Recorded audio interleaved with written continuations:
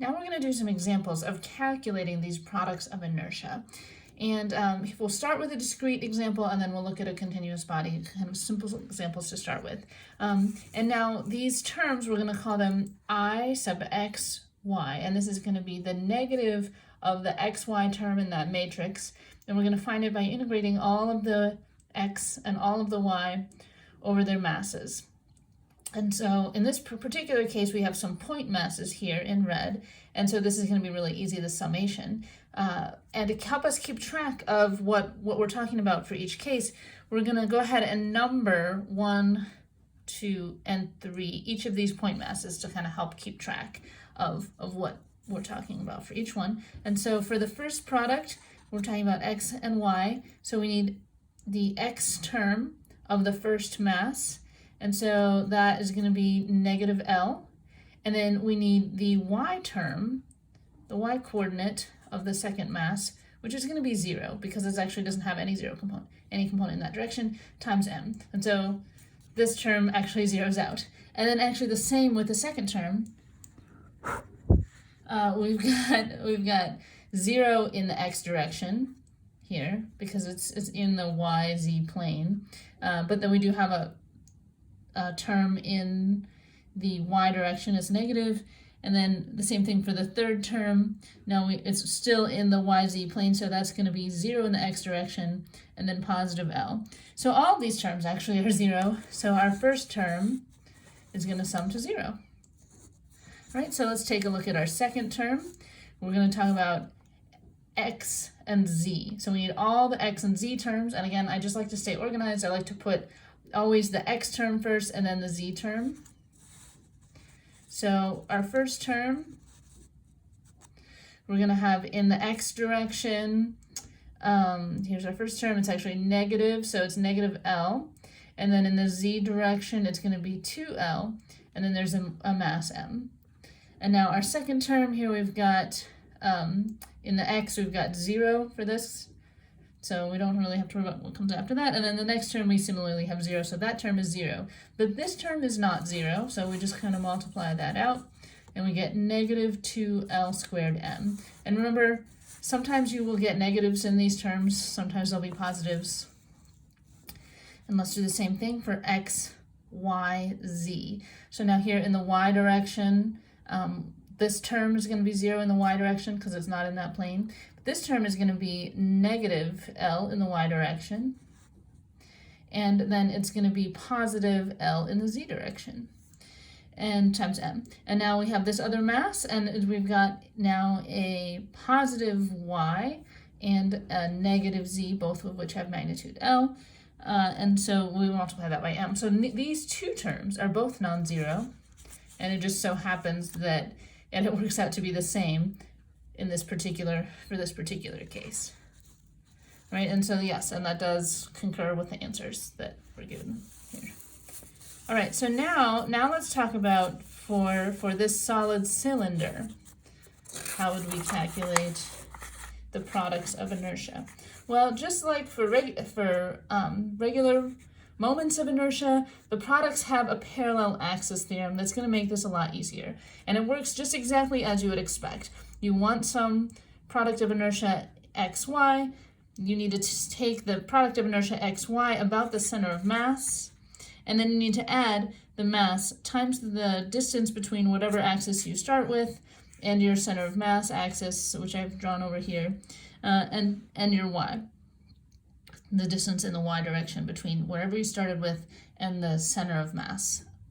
And remember, the axes have to be parallel, and you have to have the center of mass one here, right? You can't just translate any two. It's always about the center of mass. It's at its minimum, and the further away you get, you're going to be adding to that in these terms. Okay, so let's take a look at what the product of inertia in the xy direction would be at the center of mass. So here we have x, and here we have y. We'd be looking down at this, and I'm going to convince you that that's going to be 0 because of symmetry.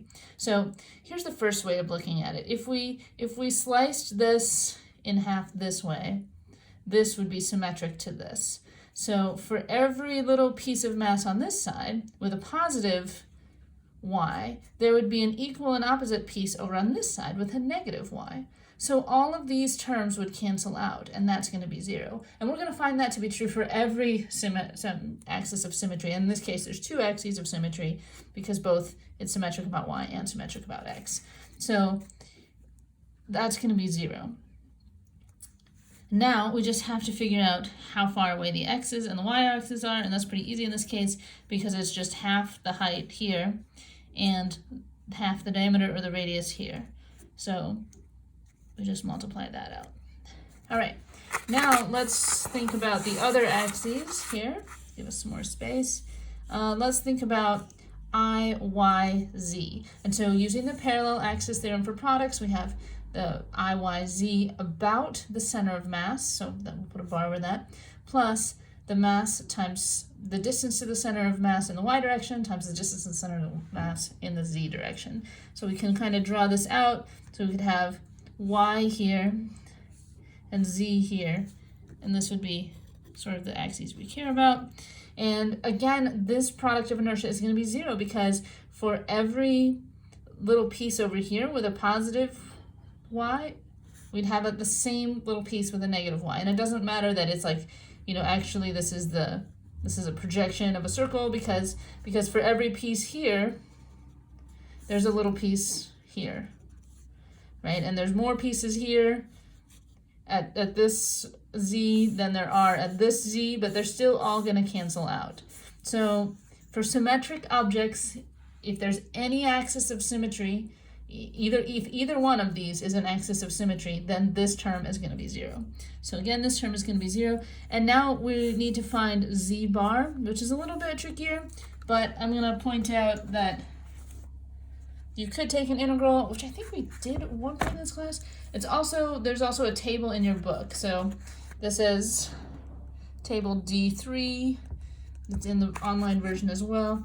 And so here we have a semicircular area, and we know they're going to give us this y bar, which in our case, this is the z-axis. So we've got 4r over 3 pi. And if you wanted to integrate that, you could also do that. But let's not for now.